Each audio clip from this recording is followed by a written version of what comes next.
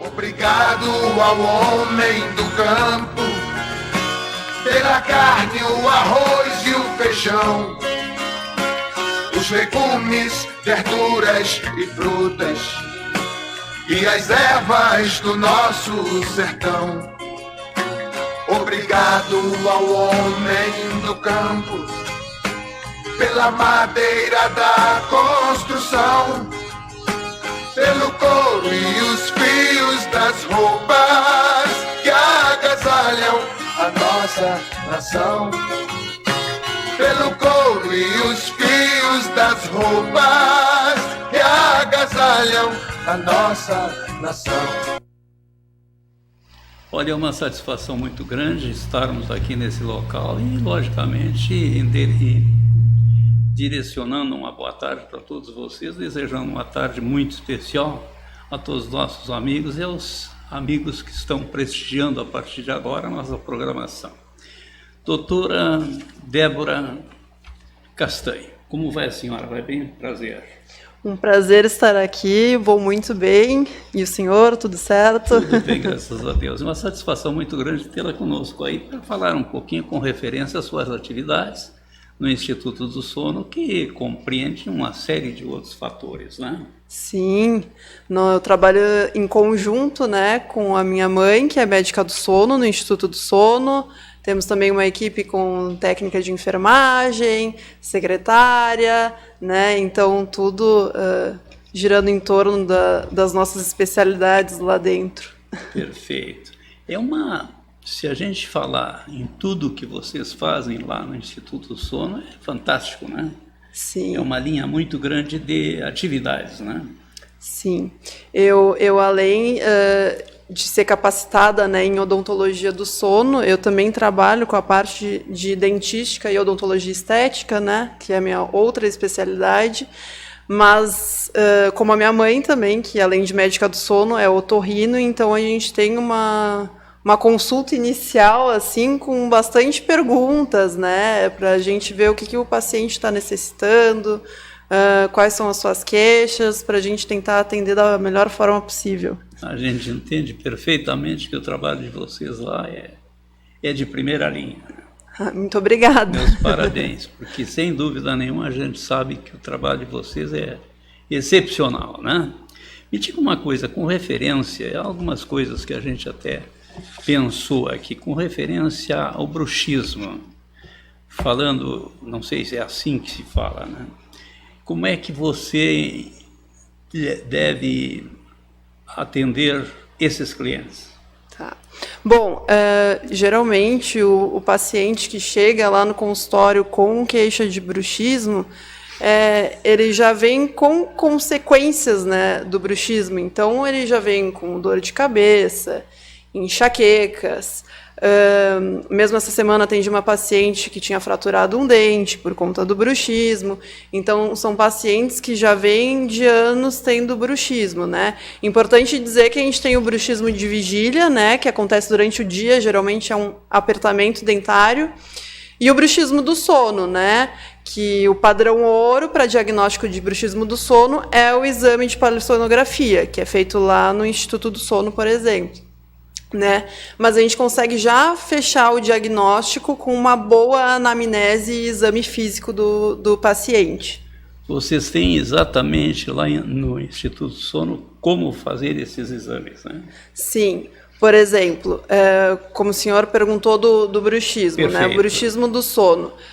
Esse paciente vai ser, dependendo do caso, né? Claro, eu preciso identificar se ele tem outros distúrbios do sono. Por exemplo, vem um paciente que fala que o marido também se queixa do ronco, ou que se sente muito cansado mesmo dormindo 8 horas de sono.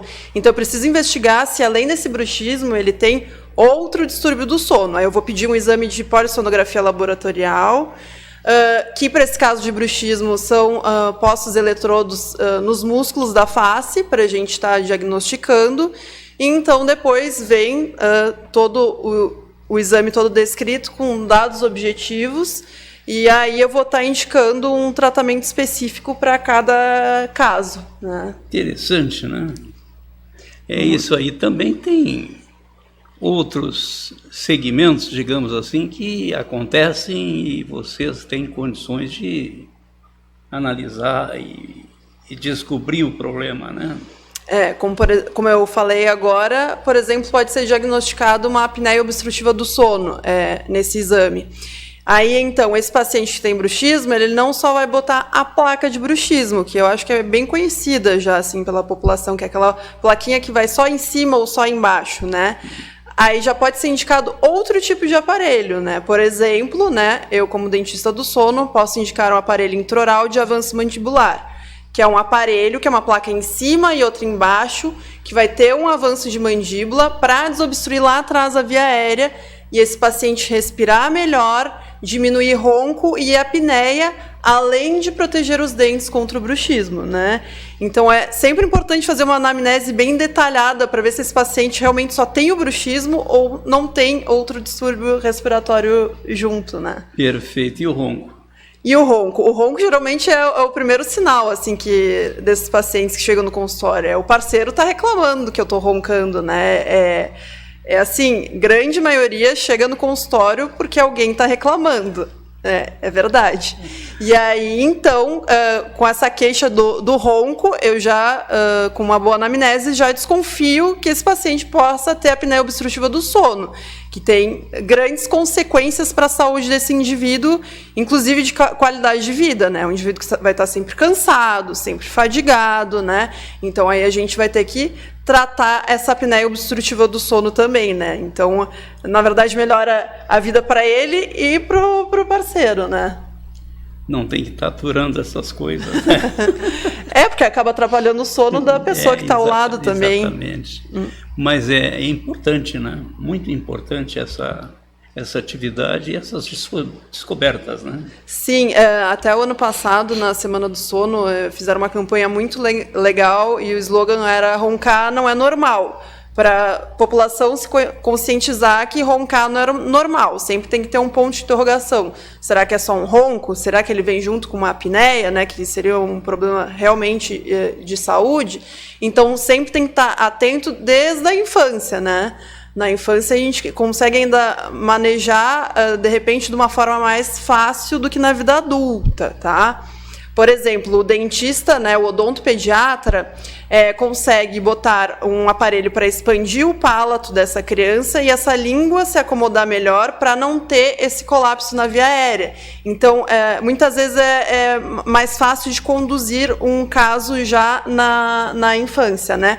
Além da consulta com o otorrino, né, que vai avaliar se não tem amígdalas muito grandes ou adenoides, né, para ver se também é uma indicação cirúrgica, né, na infância. Essa possibilidade de ter, por exemplo, grande na parte da boca, alguma coisa diferente e tal, né? Até o último congresso que a gente foi agora, final do ano, de cirurgia do sono, se falou muito no espaço que a gente diz do céu da boca, que é o palato. Exato.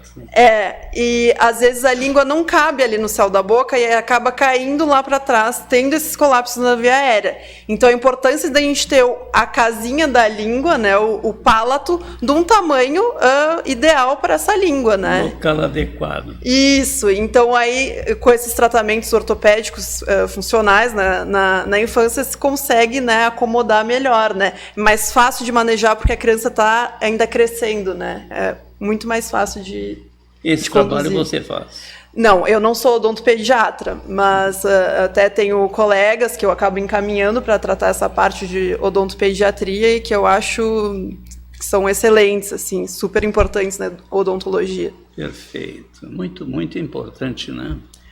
E alguma outra atividade lá com vocês? Então, aí, além dessa, eu trabalho bastante com distúrbios respiratórios, né, e os distúrbios de movimento que o bruxismo se encaixa.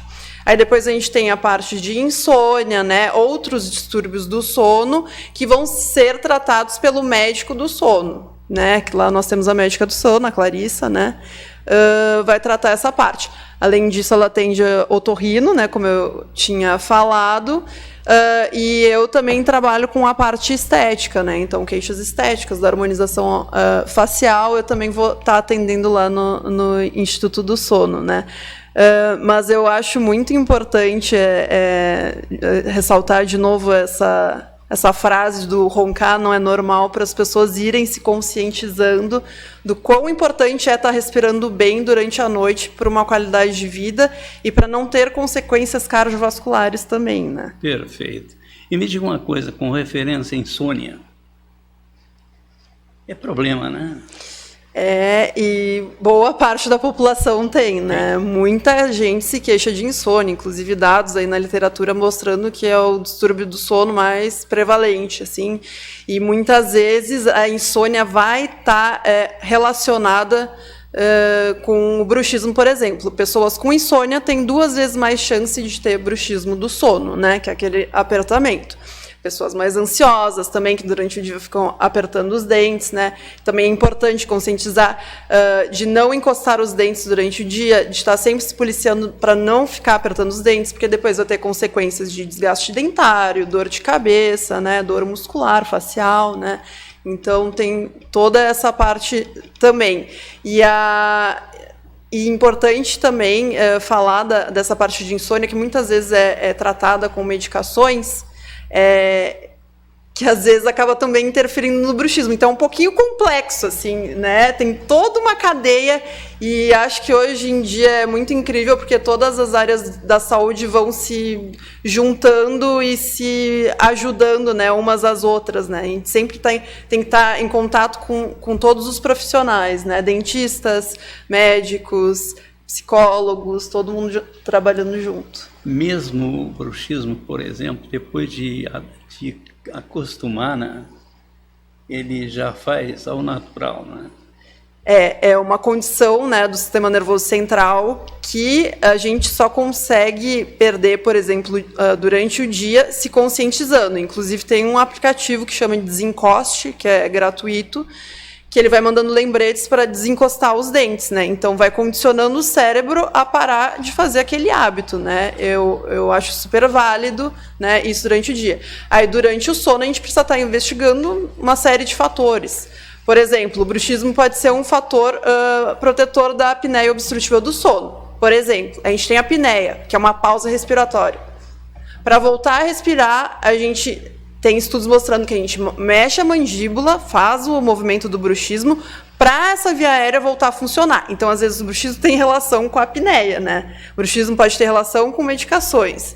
O bruxismo pode ter relação com ansiedade. São múltiplos fatores que podem estar associados a isso, né? Associa a ansiedade também. Ansiedade também, né? Puxa vida. E geralmente mais associado ao bruxismo de vigília, né? Durante o dia, que é aquele paciente que está sempre tenso e está sempre mordendo, né? Apertando os dentes, né?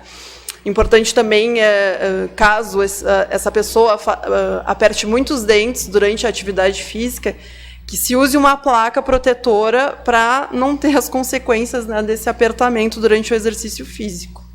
Já pensou? Eu acho importante essa parte aí, né? Qualidade de vida. É verdade. E tem condições, por exemplo, em pouco tempo com o tratamento, normalizar? São uma série de fatores. A gente vai ter, como eu disse, a gente vai ter que ver o que está ocasionando esse bruxismo, por mais que seja ainda subjetivo. O objetivo seria só a polissonografia, para a gente ter um dado objetivo de quantos eventos de bruxismo nós vamos ter por hora, tá? Mas a gente nota que esse paciente é muito ansioso, ou que ele está muito tempo na tela antes de dormir. Isso, a higiene do sono é super importante para a gente diminuir esses eventos de bruxismo no sono, né? Sempre, quando chegar próximo ao horário de dormir, a gente baixar as luzes, né? Não ficar com luz no rosto, né? Principalmente.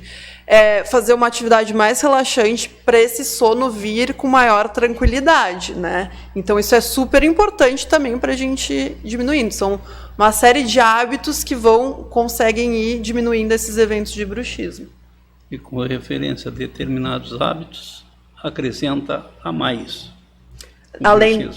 Além desses? Bom, além da higiene do sono, né, é importante, né, que os pacientes, por exemplo, ansiosos, procurem um psicólogo, né, para a gente estar manejando esse estresse, né, para o paciente conseguir compreender o que está acontecendo, para ir tranquilizando, né. E eu acho também que hoje em dia, né, a maior prevalência de bruxismo é nas crianças, tá? Tende a diminuir com a idade. E hoje em dia a gente nota as crianças muito na tela, né? O que acaba agravando esse fator bruxismo, né? Inclusive, volta e meia, vem me procurar, porque a criança está fazendo muito bruxismo durante a noite, e quando eu pergunto, tá, e como é que é essa rotina antes de dormir? Ah, ele vai para a cama com um iPad, com um telefone, então, ou fica jogando antes de dormir. Então, eu sempre procuro orientar que essa criança tende a baixar, né, as atividades, fazer coisas mais calmas antes de dormir, sem a luz, né, para ir melhorando. Perfeito. É aquele negócio, com o tempo você mesmo vai se orientando através dos problemas que você vê com as pessoas, né? Uhum. Mas é isso aí. Me diga uma coisa com referência ao trabalho médico lá é também amplo, né? A gente consegue... Bom, eu vou dar um exemplo que eu acho que fica de fácil entendimento. Um paciente, por exemplo, chegando para médica do sono lá no Instituto do Sono. Ela constatou que esse paciente possa ser um possível apneico, tá? Então, ela indica esse paciente para fazer ou a polissonografia laboratorial, que é feita lá no Instituto do Sono, ou a polissonografia domiciliar, que o paciente leva uma maletinha para casa para fazer para distúrbios respiratórios, tá? Ela é menos completa. Também a gente tem um oxímetro, né, que é um aparelhinho que vai no dedo, né, para medir a oximetria, quando a gente tem uma forte suspeita de apneia do sono e a gente quer saber se esse paciente está dessaturando muito, né, oxigênio. Depois disso, né, depois de encaminhado esse paciente, depois de feito uma anamnese, um exame físico, se não for indicada nenhuma cirurgia, né, esse paciente faz o exame de polissonografia. Dependendo do resultado desse exame, ele pode ser encaminhado para mim ou continua com o médico do sono. Vou dar um exemplo. Esse paciente foi constatado com 10 apneias por hora, a saturação de oxigênio dele está boa, né? Está acima dos 90% à noite. Ele não tem queixa de insônia, né? Ou ele já é tratado por algum médico. Então, esse paciente pode ser encaminhado para mim, para a gente estar vendo a possibilidade de fazer um aparelho intraoral, né? Como eu havia comentado, de avanço mandibular. Depois disso, eu vou fazer outra anamnese para ver se esse paciente não pode ter um bruxismo ou outro fator, né, que esteja atrapalhando a noite de sono dele, que convém a mim, né, tratar.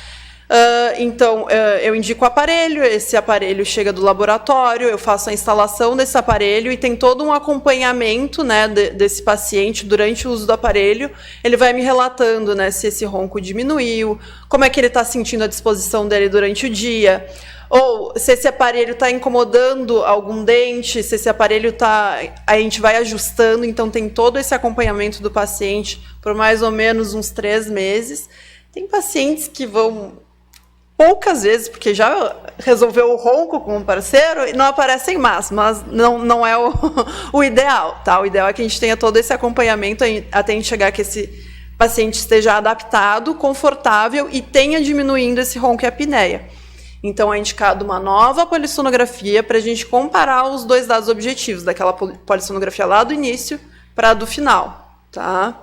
Então, eu acho que é mais ou menos por aí, não sei Além da tecnologia ampla para isso aí, ainda tem que ter um trabalho muito importante de você, por exemplo, né? Sim, a tecnologia nos ajuda muito, né, nesses dados objetivos. Por exemplo, no exame feito lá no laboratório, vão vários eletrodos em cabeça, cinta torácica, oxímetro, e a gente consegue ter... É o padrão ouro, né, para ver distúrbios do sono, a gente consegue... E depois a gente tem que ter uma leitura bem precisa e um bom conhecimento, né? E eu realmente me apaixonei pela área quando eu fiz, né, minha capacitação no Instituto do Sono de São Paulo, e que eu acho que é super importante para a saúde da população. Trabalho importantíssimo e está sendo bastante procurado, né? Sim, bem procurado, e é um assunto que às vezes também surge em rodas de amigos, rodas de conversa, né? Ah, fulano de tal ronca, tu viu, fulano de tal dormiu encostado. E como eu já tenho todo esse conhecimento, né, do sono, eu já fico suspeitando, olha, esse paciente... Claro que na hora eu deixo o pessoal comentar para ver o que dizem, né? Mas, de novo, é importante sempre ressaltar, roncar não é normal, né? Não é normal. Não é normal roncar, sempre tem que estar com uma pulga atrás da orelha, Mas né? tem muita gente que é um horror, né? Tem muita gente que ronca muito, né? Exatamente. Mas tem casos que a apneia é bem perceptível, porque esses pacientes geralmente têm uma apneia longa, né? Uma pausa bem grande respiratória, que aí a pessoa que está dormindo ao lado já vem no consultório e fala, esse paciente tem apneia, né? Quase que já vem com diagnóstico ali, né? Mas às vezes fica muito mascarado, só se ouve o ronco e acha que está tudo normal. Não tem dúvida. Me diga uma coisa, fique à vontade, o espaço é seu, para algo mais que queira divulgar. Bom, eu espero vocês, né, no Instituto do Sono de Pelotas. Qualquer dúvida também, não sei se querem me procurar em redes sociais, né? Meu Instagram é Débora Castanho. Eu adoro falar sobre assunto sono e a parte de harmonização facial também, né? Eu gosto muito dessas duas áreas. Eu acho que meu dia a dia nunca vai ficar chato, porque são áreas bem distintas, assim, que eu consigo tratar a saúde de forma mais profunda e a autoestima também, né? E eu fico aí à disposição para quem quiser me procurar. Perfeito. Tem, além da parte social, tem telefone, tem o endereço e tal. Fique bem à vontade. O que você gostaria de anunciar e divulgar, fique à vontade, tá? O Instituto do Sono de Pelotas fica na Avenida República do Líbano, 193. O telefone para contato, que também é o WhatsApp, é 3227-5151. E também tem o meu Instagram, que vocês podem estar falando por lá, Débora Castanho, e me procurando para agendar consulta, para tirar dúvidas. Eu fico à disposição, aguardo vocês tanto para a parte de odontologia do sono, quanto para a parte de harmonização facial. Perfeito. Eu vou aproveitar aí a oportunidade, oferecer para você uma revista do Grupo Cultivar de Publicações Limitada. Tem essas 3 aí, escolha um e fique à vontade. Essa aqui é, por exemplo, a Hortifruti Grangeiros, Hortifrutis, tá? Esta aqui é Grandes Culturas, e aquela outra lá também, Grandes Culturas. Eu acho que eu vou pegar essa do funcionamento do fósforo. Tenha bondade. Muito obrigada. Essas são as revistas do Grupo Cultivar de Publicação Limitada. Dizem que Pelotas nada funciona, mas essas revistas são as melhores do Brasil, né? Fica à vontade, tá? Muito obrigada. Não, por isso. Me diga uma coisa, teria algo mais? Fique à vontade. Acho que deixar um recado final, né? Novamente, roncar não é normal. Se a sua criança, você percebe que respira muito pela boca, que sempre está com a boquinha aberta, que esse nariz não está funcionando bem, é bom investigar desde cedo, né, com um otorrino, um odontopediatra, para ver se não tem outros problemas junto com essa respiração oral, tá? Porque é importante para o desenvolvimento dessa criança, né? A gente sabe que a apneia tem uma grande consequência no desenvolvimento cognitivo dessa criança. E muitas vezes pode ser confundido com um transtorno de déficit de atenção e hiperatividade. Então, reparem nas crianças de vocês, se elas estão respirando bem pelo nariz, não se mantêm de boca aberta durante o dia. Eu acho que é uma fase muito importante, porque é a fase que a gente está se desenvolvendo, para não chegar um adulto que não conseguiu se desenvolver o máximo que poderia, né, dentro das suas limitações e ser um futuro apneico, né? E sempre estar com a qualidade de vida inferior ao que poderia estar, né? Então, eu acho que essa é a mensagem. Perfeito. Essa aqui para a doutora Clarissa, se for possível, tá? Muito obrigada. Tá? Mas eu quero aproveitar, agradecer imensamente a sua participação, abrilhantando o nosso programa e, sem dúvida nenhuma, foi para mim uma satisfação muito grande, tá? E quando quiser aparecer, nós temos um prazer, uma satisfação enorme em poder contar consigo. Contando que essa vez foi a primeira, mas que não seja a última. Tá? Muito obrigada, com certeza. Não, tudo de bom. Olha, foi um prazer, um grande abraço para você, sucesso, saúde e paz. Tá? Obrigada para o senhor também. Muito obrigado. Vamos aproveitar, meu amigo Birinha está começando agora e, logicamente, o Yuri já fez a parte dele, agora o Birinha vai começar. Então vamos aos apoios culturais, né? Ótica Íris, com joias, relógios e artigos para presentes, Marechal Deodoro 702B, telefone 3027-1413 em Pelotas. Automóveis é na Futura Multimarcas, a certeza de bons negócios. Marcílio Dias 1015, telefone 3025-5400 em Pelotas. Farsula e Notícias e Sindicato Rural do Capão do Leão, sob a presidência do Dr. Clóvis Vitória. Em Sauiaga, material de construção e ferragem limitada, Duque de Caxias 776, telefone 3221-4051 e 3221-4088, em frente ao Grêmio Atlético Farroupilha. Adquira a sua revista Cultivar e já comece a lucrar. Telefone 3028-2000. Chopp Artesanal 35 na BR-116 em Turuçu. Para maiores informações e venda, República do Líbano 286, fone 3028-3535. Café 35, experiência única de prazer e bem-estar para os apaixonados por café. República do Líbano 286.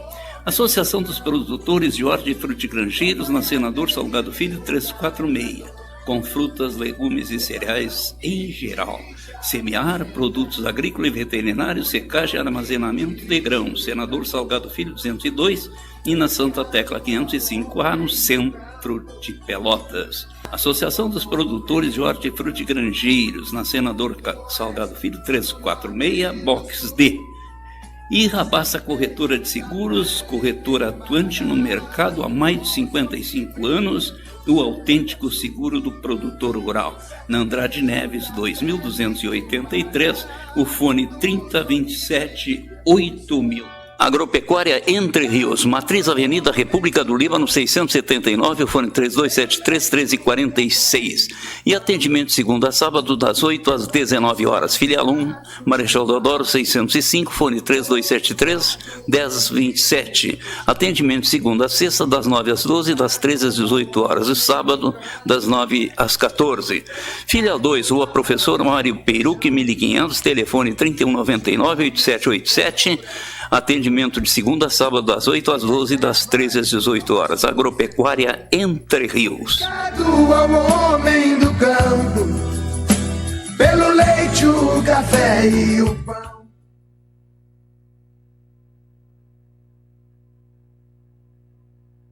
Ótica Íris, com joias, relógios e artigos para presentes, Marechal Deodoro 702B, telefone 3027-1413 em Pelotas. Automóveis é na Futura Multimarcas, a certeza de bons negócios. Marcílio Dias 1015, telefone 3025-5400 em Pelotas. Farsula e Notícias e Sindicato Rural do Capão do Leão, sob a presidência do Dr. Clóvis Vitória. Em Sauiaga, material de construção e ferragem limitada, Duque de Caxias 776, telefone 3221-4051 e 3221-4088, em frente ao Grêmio Atlético Farroupilha.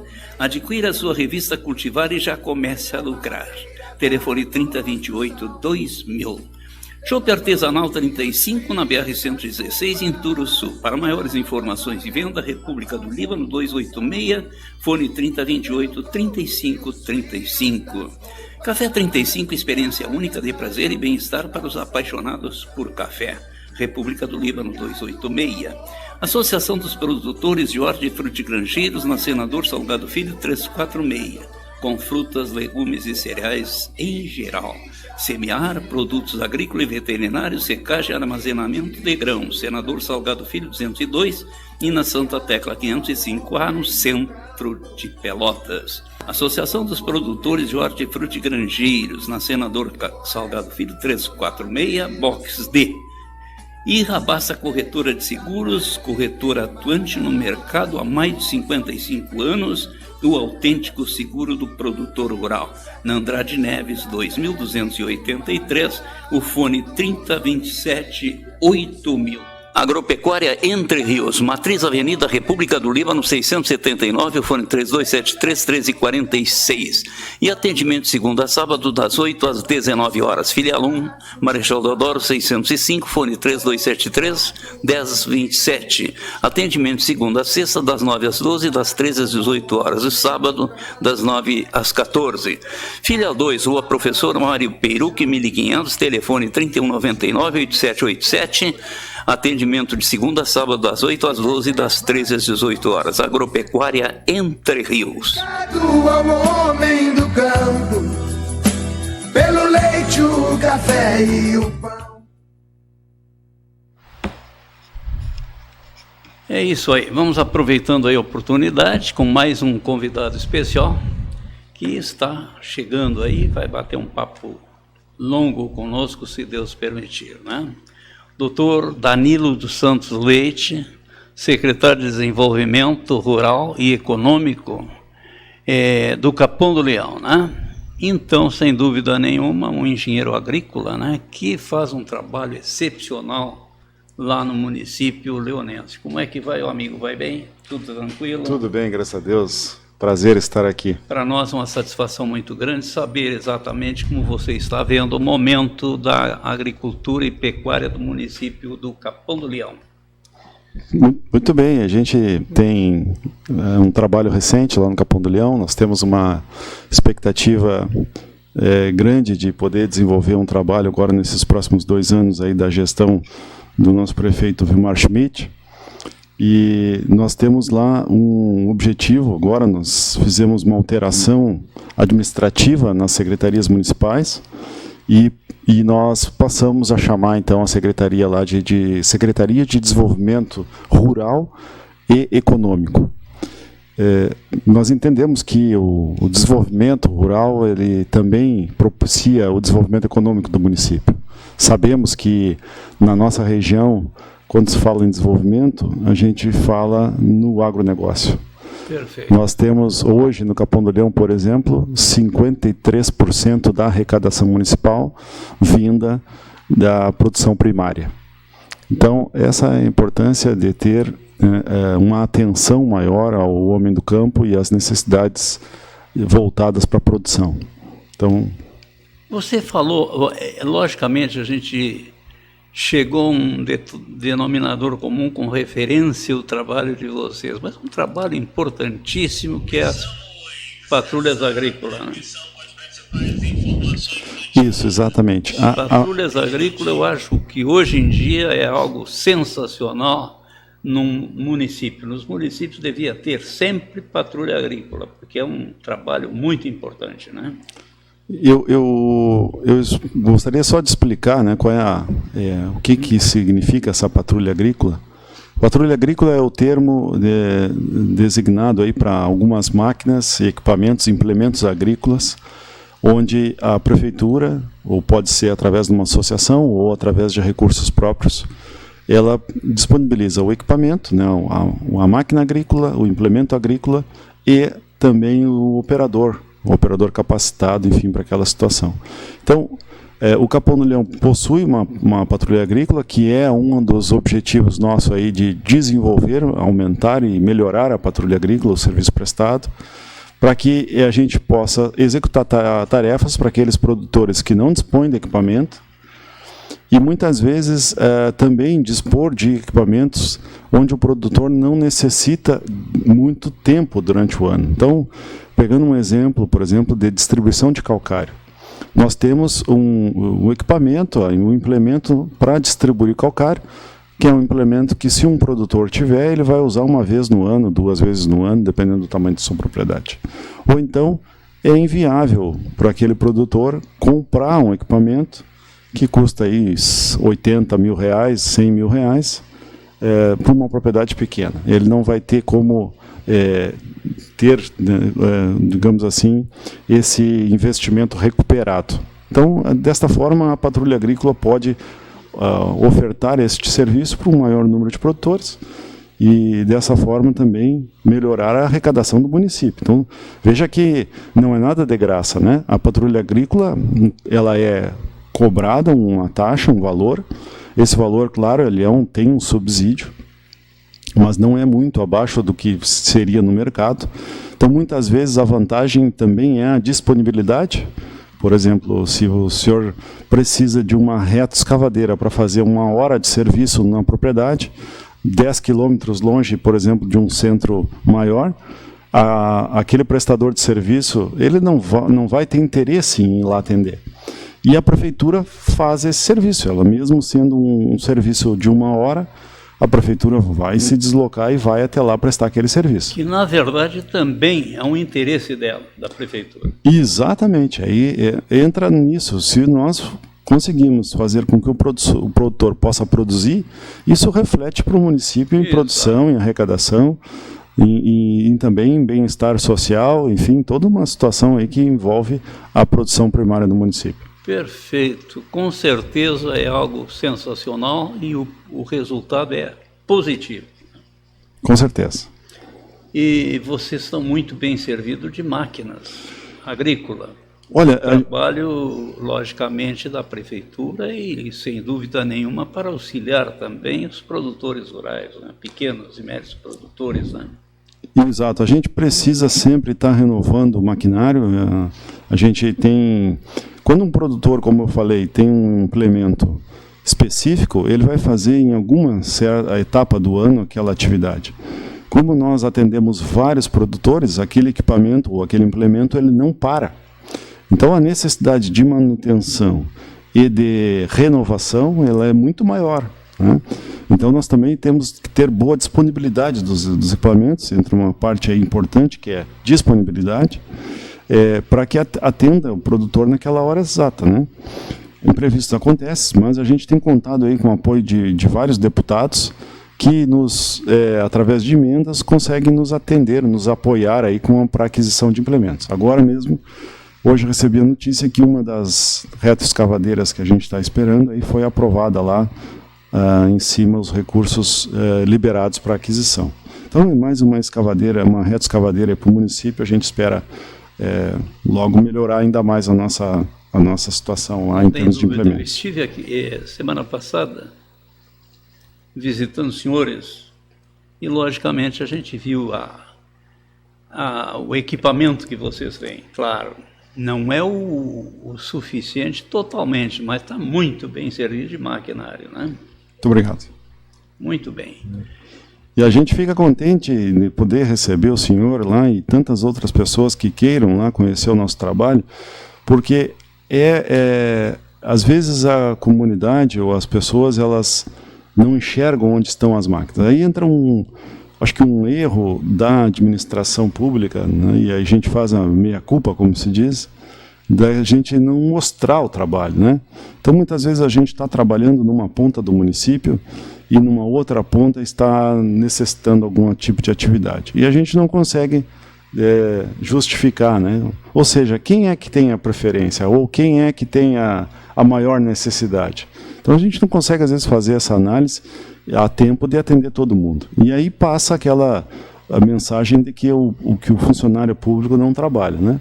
Então, aí eu queria fazer uma diferença, que nós temos uma excelente equipe. Eu venho da iniciativa privada, faz 1 ano e meio que trabalho no setor público, sou funcionário lá de carreira do município de Capão do Leão e agora secretário por enquanto. E nós temos uma equipe muito boa, nós temos funcionários lá que trabalham muito. Tem sempre algum outro funcionário que tem alguma situação mais problemática, mas a equipe da agricultura realmente ela é de parabéns. Tem operadores de máquina, por exemplo, que trabalham 10, 12 horas por dia e se precisar trabalhar no sábado, no domingo, e agora mesmo estão lá ajudando um produtor lá a desatolar um trator de um produtor que ficou empenhado. Onde é que vai chamar uma máquina? Na prefeitura, né? Então isso tem que ter dedicação também dos funcionários. Isso aí realmente é com o senhor. Falam consigo e o senhor libera o equipamento e o funcionário para fazer o melhor possível em prol do produtor, né? Isso, a gente sempre fala com os funcionários. Nós temos funcionários com 20, com 30, com 40 anos de trabalho. Eles conhecem tudo do Capão do Leão e do seu serviço. E é muito importante ouvir o que o funcionário tem a dizer, qual é a sugestão dele, né? Eu acho que o nosso papel ali, nesse período que eu estou como secretário, que vou estar, a gente sabe que é passageiro, mas é poder facilitar as coisas. Tem que ser um facilitador daquilo que já é bom, né?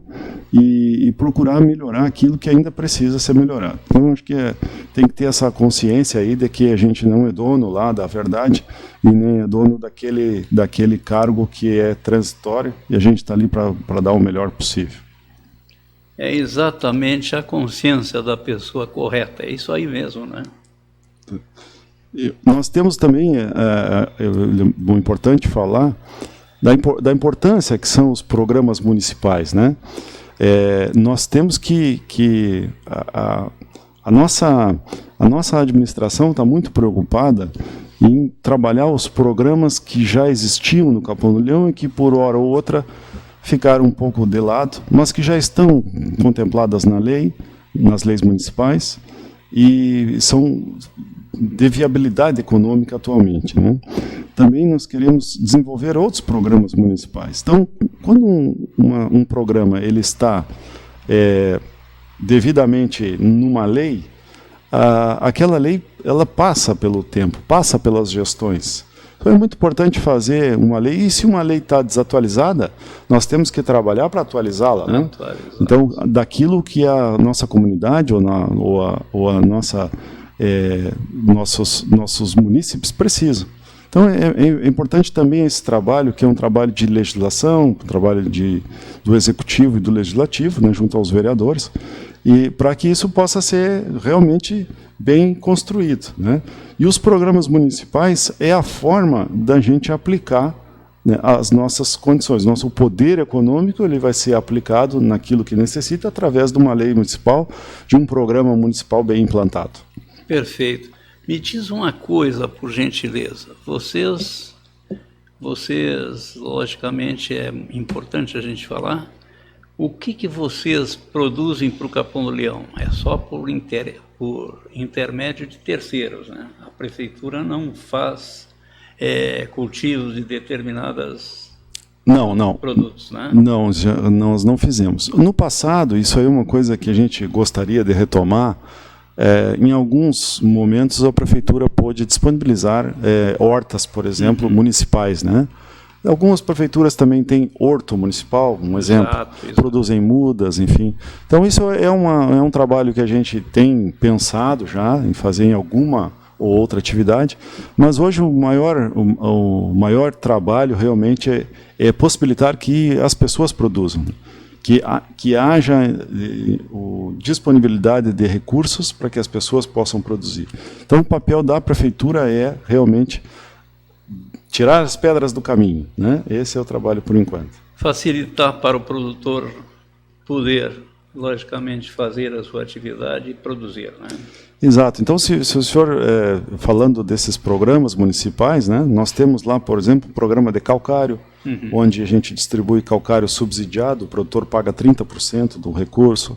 Nós temos um programa lá, por exemplo, junto ao governo do estado, que é o troca-troca de sementes. Exato. Né, que é um programa muito bem construído e que já funciona há muitos anos, muito bem estabelecido em todos os municípios da região. Responsável por boa parte da produção de milho que nós temos na região é através desse programa troca-troca, onde o produtor pode pegar a semente e pagar depois quando colhe o milho, né? Nós temos lá o programa, por exemplo, de distribuição de mudas, né? Também que a gente dá um apoio. É importantíssimo, suporte, né? Mudas frutíferas, mudas exóticas, enfim. Então, existe essa preocupação com os programas municipais.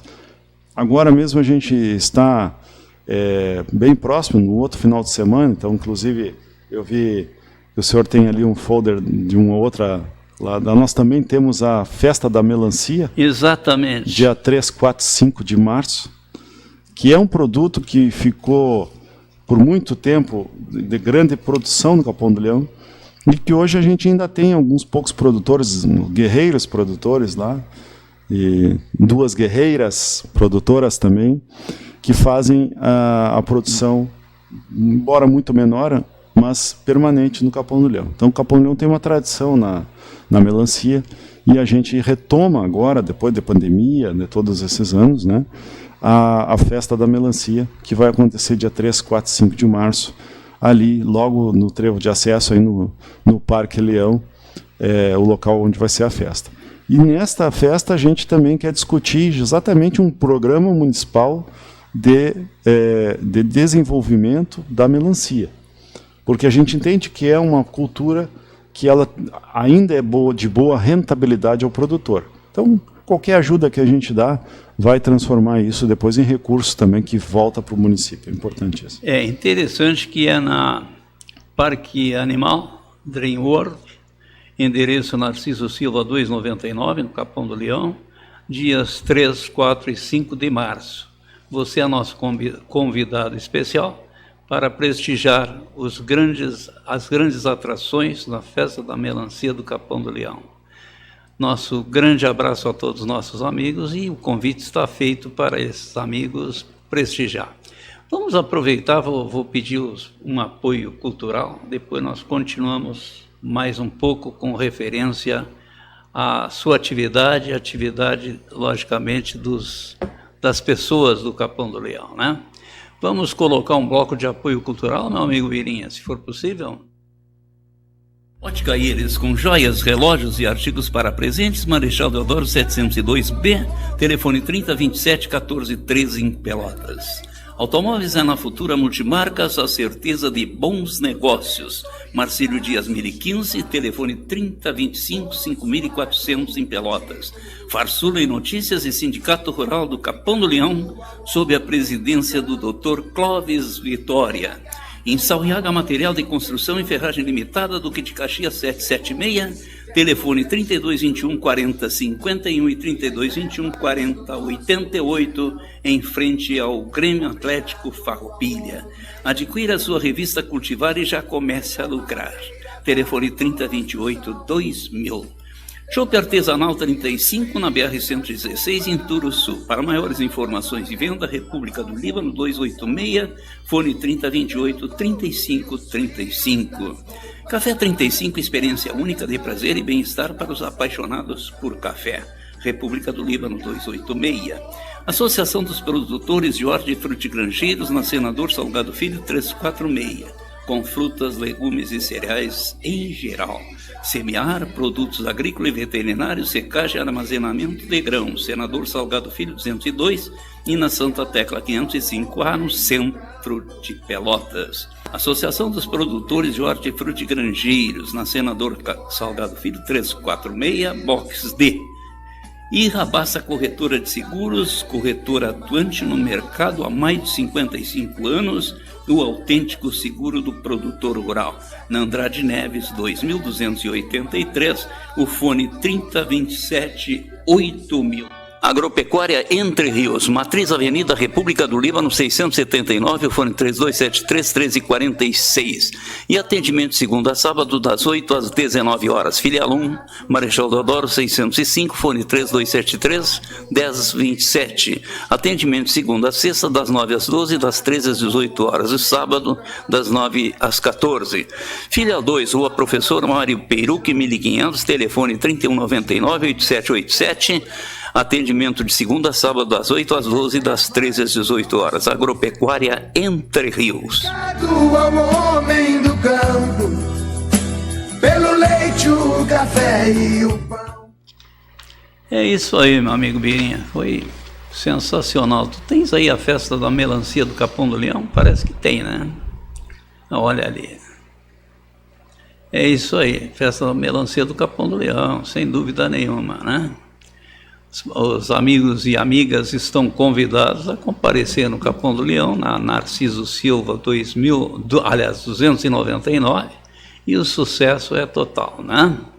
Mas é isso aí. Birinha, vamos aproveitar em seguida, daqui a pouquinho nós vamos colocar mais um bloco de apoio cultural. Mas antes nós vamos continuar conversando com o nosso convidado especial, que é o Dr. Danilo dos Santos Leite, que é, sem dúvida nenhuma, um baluarte lá no Capão do Leão, fazendo um trabalho excepcional. Mas é isso aí. Me diga uma coisa, com referência, logicamente, às coisas importantes do município, e tem, logicamente, o seu trabalho de, logicamente, recursos maravilhosos aí, como engenheiro agrícola e tal, né? Então, você pode conversar, não sei se o senhor quer comentar claro. Um pouquinho, né? Vou falar um pouquinho sobre, já que o senhor abriu essa oportunidade, nós temos aqui na nossa região uma das melhores universidades do país. A UFPEL, ela, todos os cursos que tem, mas na área agrícola nós temos 2 cursos extremamente importantes, que na área de agronomia, e tem nosso curso lá, no qual eu tenho orgulho de ter sido formado, engenharia agrícola. Então, isso nos permite exportar mão de obra, mas também há muito tempo suprir a demanda aqui na nossa região de engenheiros agrícolas e engenheiros agrônomos. Temos zootecnistas, temos veterinários, enfim, é uma universidade muito bem instalada. O campus da FAEM, a Faculdade de Agronomia Eliseu Maciel, é o mais antigo em operação do país. Então, nós temos que valorizar isso. Além disso, a nossa universidade tem vários programas de pós-graduação. E esses programas de pós-graduação, muitos deles estão voltados para a área agrícola. Eu faço parte, sou aluno de mestrado, num programa de pós-graduação em desenvolvimento territorial e sistemas agroindustriais. Então, puxando a brasa para esse nosso assado, como se diz, né, como nós dizemos aqui na região, queria fazer uma propaganda, né, que nós temos com inscrições abertas aí para quem tiver interesse na pós-graduação para a turma agora de 2023. Então, mandar um abraço para os nossos professores lá e nosso coordenador do curso agora, o professor Marcelo, e o meu orientador, aí, o professor Mário Canever, também é bastante conhecido aí no meio acadêmico. E essas oportunidades, né, elas têm que ter uma volta para a comunidade. Então, se a gente pensar no quanto que é investido pela sociedade numa universidade pública, a gente tem que contabilizar o que é dado em retorno. Então, quando a gente fala em desenvolvimento, eu venho aqui falar de desenvolvimento, nós temos uma secretaria lá no Capão do Leão que se chama Desenvolvimento Rural e Econômico, a gente tem que imaginar tudo aquilo que é importante, né? E o papel da universidade, ela é central em todas as regiões do mundo. Então, se a gente vai para a Europa, vai para os Estados Unidos, ou vai para os países que a gente diz mais desenvolvidos, sempre as universidades elas têm um papel central. E aqui não pode ser diferente. Nós temos que ter e cobrar que a universidade se tenha como referência aí para nos ter nas questões de desenvolvimento. E realmente é uma referência, né? Universidade Federal de Pelotas. Por tudo que já fez, por tudo que já formou de alunos, né? Por tudo que traz de renda para os municípios aqui. Lembrando que a Universidade Federal de Pelotas tem um dos seus principais campos no Capão do Leão. Exato. A gente, lá o campus, lá o Eliseu Maciel, a Faculdade de Agronomia está dentro do Capão do Leão. E a gente também teve agora, o senhor lembrou agora no nosso intervalo, no nosso papo, que nós tivemos a abertura da colheita do arroz ali na Embrapa Capão do Leão, ou seja, além da universidade, naquele local, nós temos mais uma Embrapa. Lembrando que a gente tem aí 2 unidades fortes da Embrapa, uma delas no Capão do Leão, que é a Embrapa Terras Baixas, e a outra é a Embrapa Clima Temperado, né? Então, o papel da pesquisa, do desenvolvimento, né, é fundamental.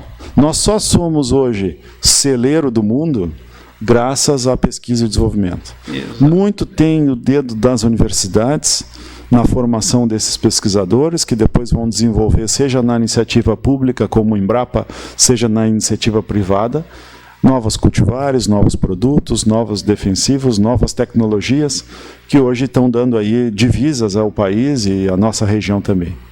Estive na abertura da colheita também do milho em Jaguarão.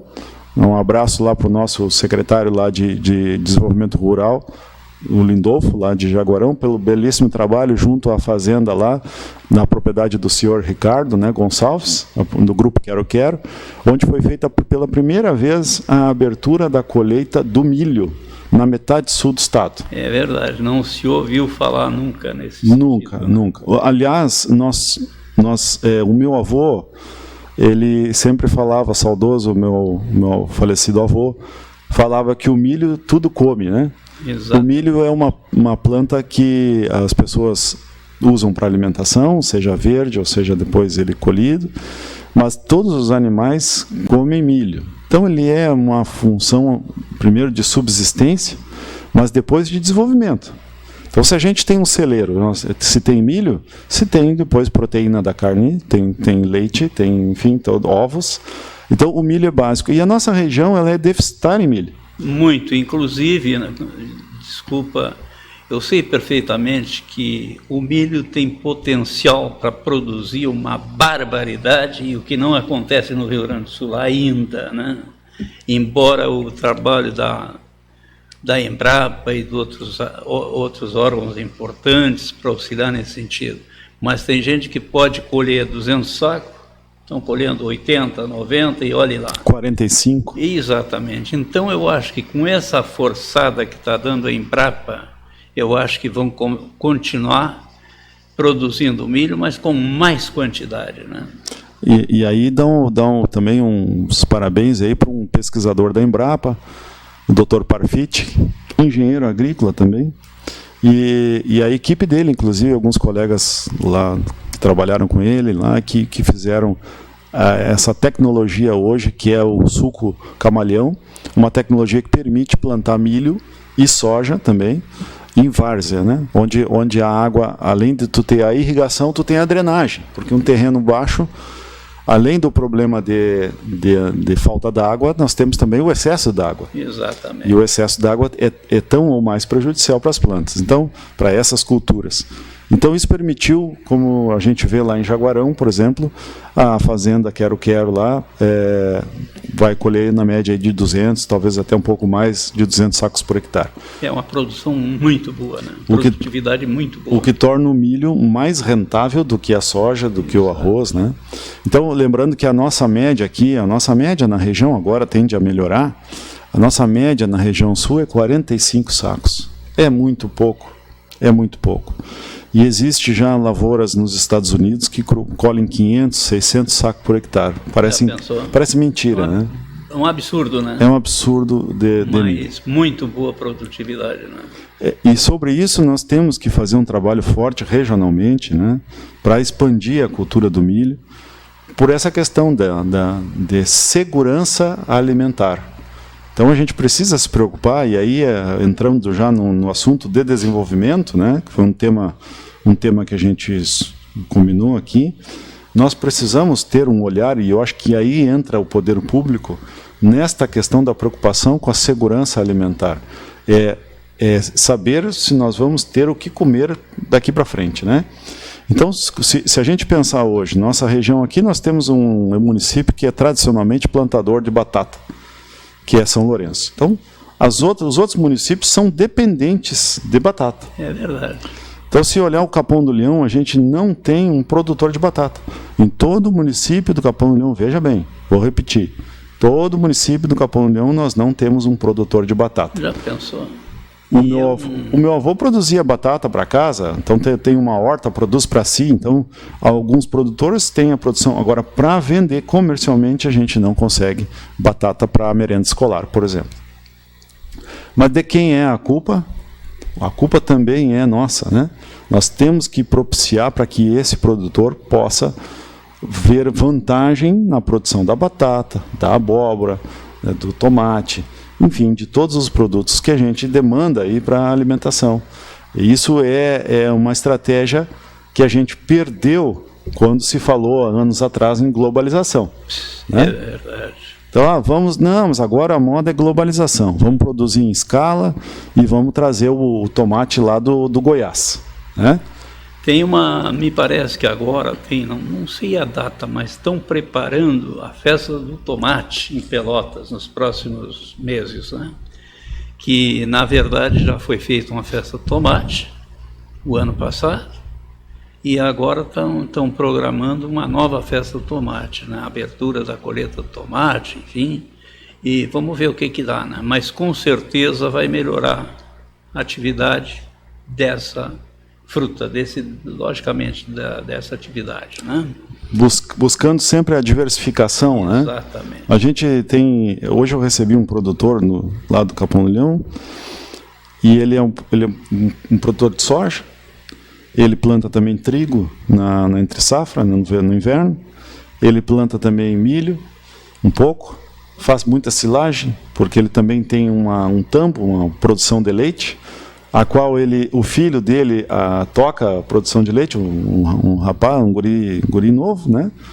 E agora ele está me falando que ele começou nós vamos dar o apoio para ele lá, na avicultura, com ovos coloniais, para que a filha pequena dele também tenha uma atividade, né? E a filha que procurou estava me falando, mãe, eu também quero ter o meu dinheiro, eu também quero ter a minha renda. Então ela gosta de galinha e ele vai atrás da avicultura colonial, com o objetivo de diversificação.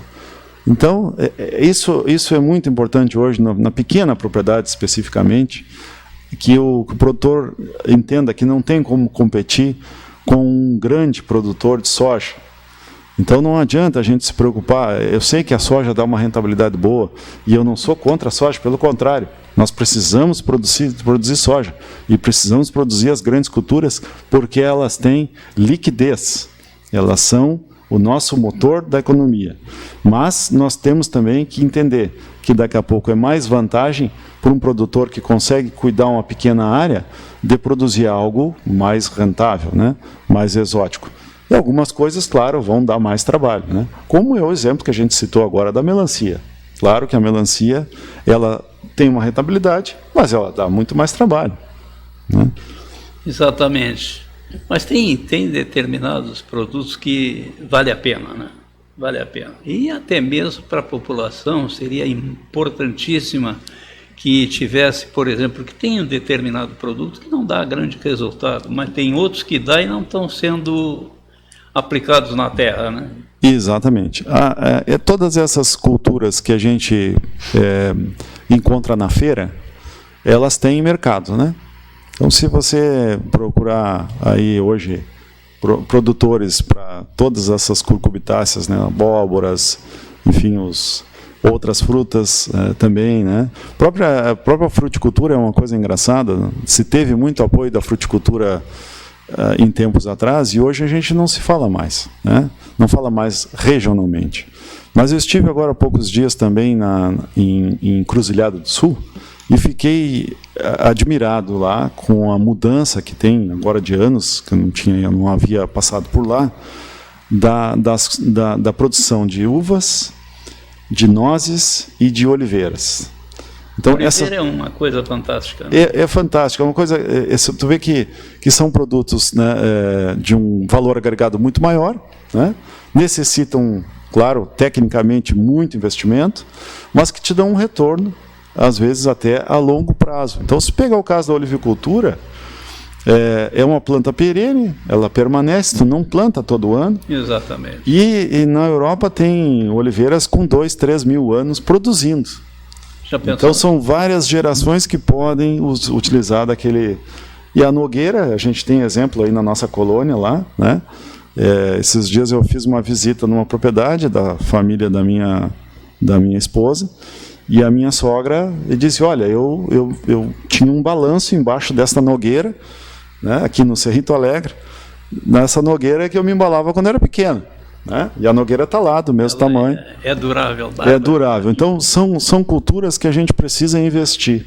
E aí, acho que nós temos que dar parabéns para a Secretaria de Desenvolvimento Rural de Pelotas, no qual trabalhava também um amigo e engenheiro agrícola, o Telmo Lena Garcês, mas também o trabalho dos secretários, pelo excelente trabalho que estão fazendo nesse desenvolvimento dessas culturas, né? Hoje nós temos em Pelotas festas do tomate, festa do morango, festa do pêssego, enfim, da uva, abertura da uva.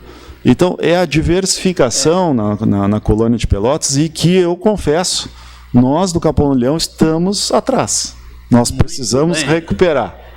A gente tem que reconhecer que nós precisamos pegar os bons exemplos, né, e trazer para o nosso município. E esse exemplo, primeiro, da diversificação de Pelotas, da preocupação com as culturas que podem trazer maior renda para o pequeno produtor, para a segurança alimentar da população, mas também para o desenvolvimento, né? E aí citando já as mais de 60 agroindústrias que Pelotas tem, isso realmente é um trabalho de tirar o chapéu. Não tem dúvida. E uma coisa é certa, vocês no Capão do Leão têm produtores muito especial, né? Nós temos excelentes produtores. Exatamente. Nós temos uma característica, exemplo, esse senhor que esteve comigo agora de manhã, ele tem uma produção de leite, e ele falou exatamente neste ponto. Eu produzo hoje em torno de 300 litros de leite por dia e entrego para uma empresa que recolhe. Mas será que eu não posso beneficiar um pouco desse leite para fazer a manteiga, o queijo, com um valor agregado muito maior, né? E que é um produto que tem uma saída, a gente sabe, quem não quer comprar uma manteiga de boa qualidade. De boa qualidade, porque a que tinha em Pelotas terminou. Era muito boa. Que era a melhor do país. Exatamente. Não é, todo mundo sabe, não precisamos falar da marca, mas enfim, realmente era. E é isso que a gente encontra na zona rural. Se a gente for andar pela nossa zona rural, daqui da região sul, de vários municípios, a gente vai encontrar produtos de excelente qualidade, que são naturalmente feitos, né? Naturalmente feitos. Então a gente precisa valorizar, achar uma maneira de ajudar o nosso produtor a valorizar isso. Pelotas já achou o caminho, e a gente tem a certeza que eles são um exemplo para os outros municípios. Estão no caminho certo, abrindo espaço para outros, né? Exatamente, abrindo espaço para outros, com exemplos, bons exemplos. E é muito mais fácil para um produtor e para qualquer pessoa, né, quando a gente pode ir ver o exemplo, né? Alguém foi lá e fez. Bom, aí é mais fácil da gente ir lá copiar. Está confirmado que dá certo, né? Dá certo. E o que a pessoa errou, o que acertou, né? Aí entra também, voltando a essa questão da olivicultura, né? A minha área de pesquisa no mestrado é na área de olivicultura. Então, durante a graduação eu fiz também estágio, enfim, meu trabalho de conclusão do curso foi na olivicultura. E a gente na olivicultura observa exatamente isso. A olivicultura ela foi adaptada à nossa região. Ela é da região lá do Mediterrâneo, lá na Europa, né? Exatamente. Enfim, na Ásia, na África, enfim, mas tudo na volta do Mediterrâneo. E aqui ela foi adaptada. Embora algumas características de clima são semelhantes, aí tem uma condição. Por exemplo, o ano passado nós tivemos uma seca muito severa, né, de 2021 para 2022, e foi perdas enormes na soja, principalmente, mas em todas as culturas, em todo o estado. E a olivicultura do Rio Grande do Sul dobrou a produção. Veja, é um dado interessante, né? De 200 mil litros de azeite produzido, passou para 440 mil litros de azeite. Então, isso comprova que a oliveira, por exemplo, ela gosta da seca. Interessante, né? Mas se olhar de onde ela é originária, né, do Mediterrâneo, são climas secos, né? A Turquia produz azeite, a Tunísia produz azeite, né? O Marrocos produz azeite, e as oliveiras estão praticamente no deserto. Então, quem sabe a gente pode agora afirmar, embora já haja estudos disso, que a olivicultura, por exemplo, é uma saída para a diversificação para a seca. Exatamente. Né? Eu acho que é um caminho muito importante, né, a Exato. seguir. Então, veja bem, um produtor que... Eu tenho um amigo ali no Capão do Leão, ele produz uns 1.000 hectares de soja, e eu estou incentivando ele, né? Olha, pega um cantinho desses 40, 50 hectares e planta oliveiras, né? Ele planta em terra de terceiros, né? Também em terra própria, e em terra de terceiros. Mas na terra própria dele, tipo, pega um cantinho desses aí para tu diversificar, né? Então precisa desse olhar. Mas não só, não fala, para falar de outra cultura que não a olivicultura, porque as oliveiras eu sou apaixonado. Mas falando da uva, do vinho, né? Olha o valor que está hoje a uva no mercado. A gente vai no mercado hoje para comprar um quilo de uva, dá 7, 8 reais, 10 reais, né? E quanto que produz num hectare de uva? É mesmo. Então nós precisamos dar apoio e condições para que a gente possa produzir esse tipo de produto que é bem aceito pela nossa comunidade. Sem dúvida. Logicamente que a gente sabe, o tomate, por exemplo, é outro produto que está valendo dinheiro, né? E tem outros também muito importantes, né? Logicamente, esses produtos que, logicamente, você põe para industrializar, é muito importante. Tomate, azeitonas, oliveiras produzem azeitona da melhor qualidade aqui na região. Eu acho que são coisas importantíssimas, né? E aí o senhor pensa, nós podemos falar dessa questão hoje, alguns podem pensar que é um entrave, né? Quando a gente fala, por exemplo, na comercialização, a gente precisa ter algumas garantias para colocar um produto. Sem dúvida. Então, se nós pensarmos, por exemplo, na questão produção do queijo, né? Tu precisa montar uma queijaria, ou tu precisa beneficiar carnes para nossas linguiçarias, né? Ou carnes defumadas, enfim, salames. Nós temos também aí a própria produção do mel. Então, isso passa tudo, esses produtos de origem animal, vai passar por uma inspeção municipal. Então, vários municípios da região aqui já têm o SIM, Serviço de Inspeção Municipal implantado, Capão do Leão é um deles. Um abraço para o nosso médico veterinário lá, coordenador do SIM, o Márcio Soares. E esse departamento, né, ele tem uma preocupação, não é de atravancar, né, o desenvolvimento. Pelo contrário, é garantir que aquele produto tenha no mínimo de condições sanitárias e de qualidade. Para que isso tenha garantia depois da venda do mercado. Não adianta produzir um produto, um queijo, por exemplo, e aí os nossos telespectadores aí podem concordar ou não comigo, mas é difícil achar um queijo de boa qualidade na nossa colônia. Se a gente procurar um queijo, um está mais amargo, o outro está mais azedo, o outro ele mofa logo, o outro ele está verde, o outro está maduro demais, está seco. É verdade. Então se a gente pensar em quantas agroindústrias de queijarias tem na nossa região, são pouquíssimas. Muito pouco. Né? E enquanto que a burocracia ela não vem para dificultar, ela vem para facilitar. Então, quem consegue e tem esse planejamento para alcançar esse ponto de fazer uma queijaria, abre-se um mercado enorme. Sem dúvida. Não é? Sem dúvida. Abre um mercado novo. E aí a gente tem aí queijo vindo de São Paulo, de Minas, de Santa Catarina para a nossa região aqui, enchendo nossas gôndolas dos mercados. É e aqui verdade, que nós a gente não acha. Teremos condições tranquilas de produzir aqui. Exatamente. A gente tem aqui queijos maravilhosos, aqui o queijo da Estância, ali do município de Rio Grande, no Taim, é excepcional o queijo. Né? Nós temos um queijo de Pedras Altas excelente.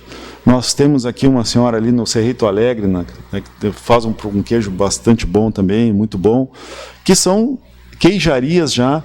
E aí no Capão do Leão a gente conseguiu, né, há um ano e pouco atrás, através do SIM, da Inspeção Municipal, também ter uma nossa própria queijaria lá, um produtor, o Leandro Falcão, que ele tem lá a sua queijaria. Então, e a gente está lá, ele está crescendo, né? Ele teve a oportunidade de participar o ano passado da Fena Doce, vendeu todo o queijo dele, depois participou da Expofeira de Pelotas, e isso eu tenho que dar um grande abraço, um agradecimento especial à Emater da região aqui. Exatamente.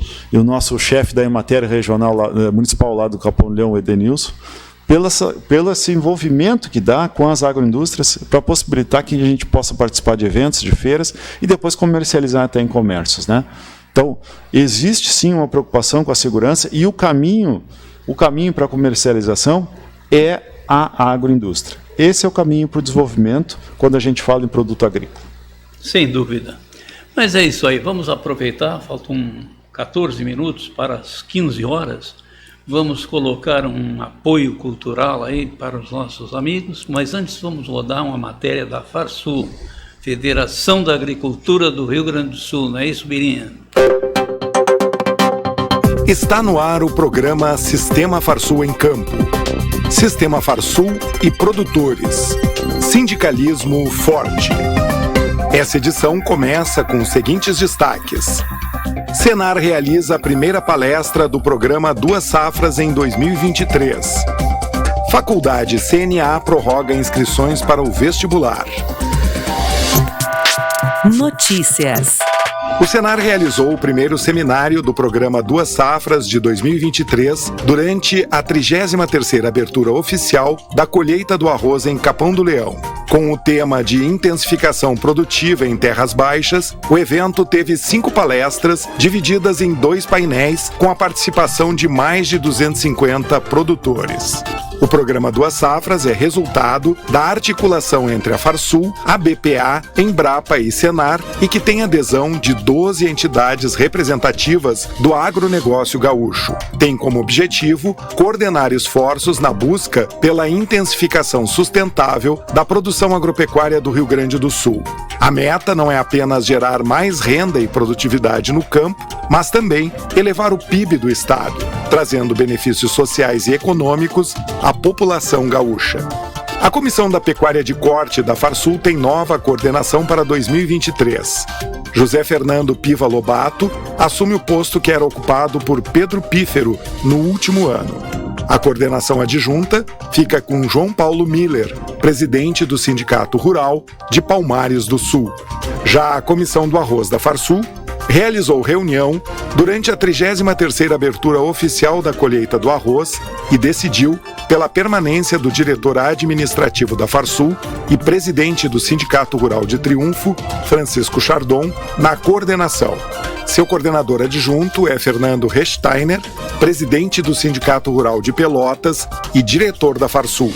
A Comissão Nacional de Relações do Trabalho e Previdência Social da CNA elaborou um e-book sobre saúde e segurança do trabalho, SST, no e-social para auxiliar os empregadores rurais.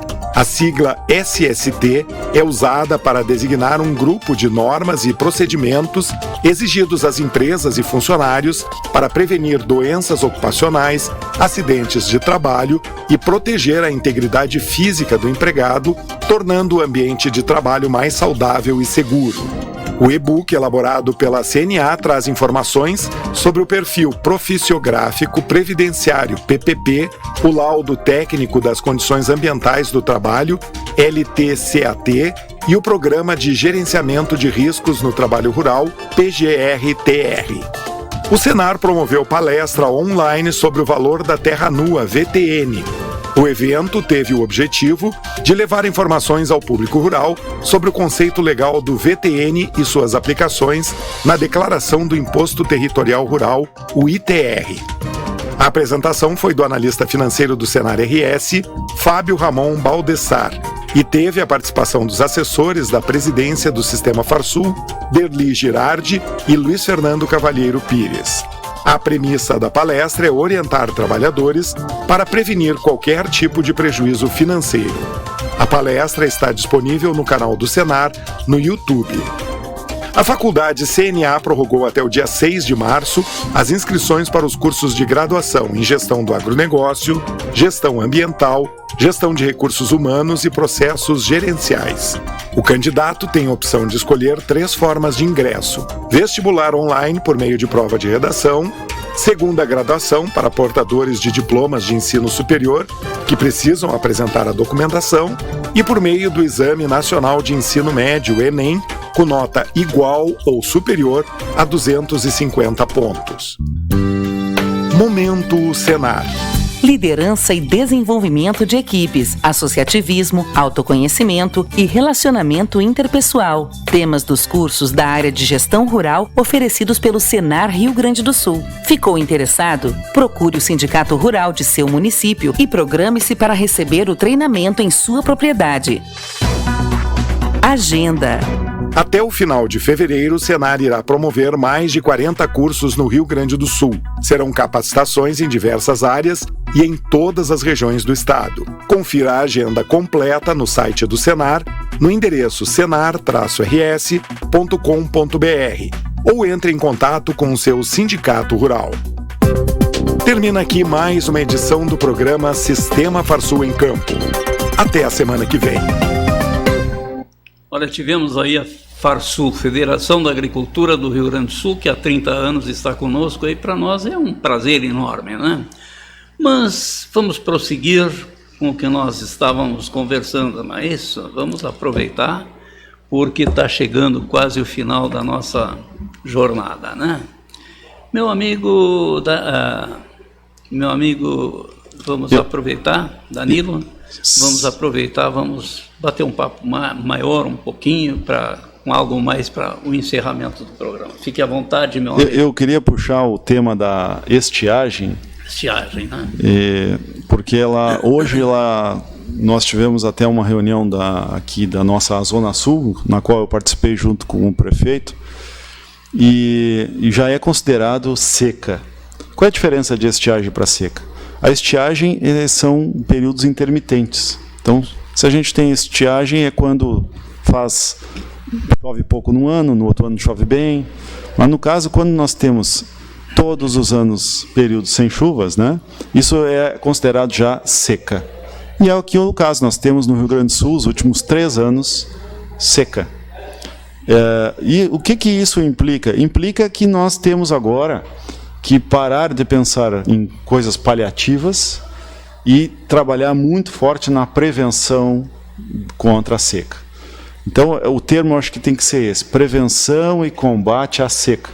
Existem várias e várias técnicas já conhecidas, que o povo do Nordeste lá, há muita gente acompanha, e que devem ser exploradas aqui para frente, né? Nós estamos pedindo aí, inclusive aí nós temos aqui na região o Conselho dos Secretários Municipais ligados à Zona Sul, e nós temos discutindo muito esse tema, né?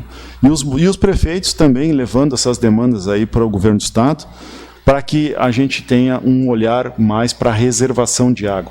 Então, o caminho para a seca é a gente reservar mais água, porque chove bastante na nossa região. Nós temos aí 1.400, 1.600 milímetros por ano. Isso é muita chuva. E não poupamos água, digamos assim. E não poupamos água. A água escorre pelos nossos telhados e se vai pela valeta, como se diz, e a gente não junta um balde d'água. Então nós temos que ter isso como política de governo, né? Nas esferas municipais, estaduais e federal, para que a gente consiga reservar água. Nós temos que fazer cisterna, nós temos que fazer açudes, nós temos que fazer barragens. E aí entra esse ponto, né? Nós temos uma diferença entre açude e barragem. Açude é aquela água que a gente consegue juntar, digamos, né? Num escavado. E uma barragem a gente barra, normalmente é isso, né? A gente vai barrar um curso d'água. Exato. Então essa é a característica de barragem principais diferenças. Mas se a gente pensar essa questão aí de qual foi a última grande barragem que foi feita na nossa região? O Chasqueiro, localizado no município de Arroio Grande, que é uma grande barragem e que foi feito na década de 70. Exatamente. Né? 60 e 70. Então, de lá para cá não se fez mais nada. Então, nós hoje somos dependentes dos açudes e barragens que foram feitos há 30, 40 anos atrás. Eu acho que agora tem aí um plano do governo, parece que tem, de fazer alguns açudes, mas não é aquilo que deveria se fazer, teria que fazer quantidade. Quantidade e qualidade. Quando a gente privilegiar os pequenos, médios produtores. Nós temos que ter açude com condições de irrigar.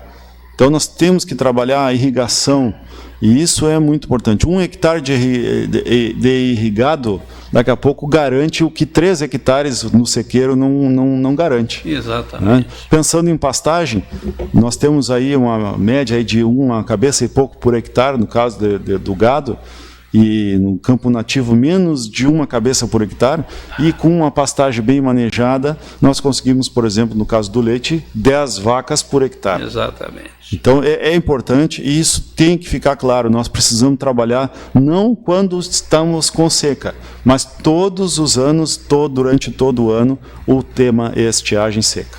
Perfeito. Meu amigo Danilo, eu estou plenamente satisfeito, eu sei que poderia ter um pouco maior o espaço, mas fica o convite para uma outra oportunidade, se for possível, para a gente contar consigo aqui em outros assuntos importantes em prol dos produtores rurais. Muito obrigado. Danilo, muito obrigado. Muito obrigado, foi um prazer. Paz para você. Um prazer. E continua com esse abraço. trabalho bonito e excepcional no município do Capão do Leão, tá? Muito obrigado. Sucesso para você. Muito obrigado. Muito à obrigado, disposição, uma boa tarde a todos. Um grande abraço a todos e vamos, logicamente, encerrar com apoio cultural, né? É isso.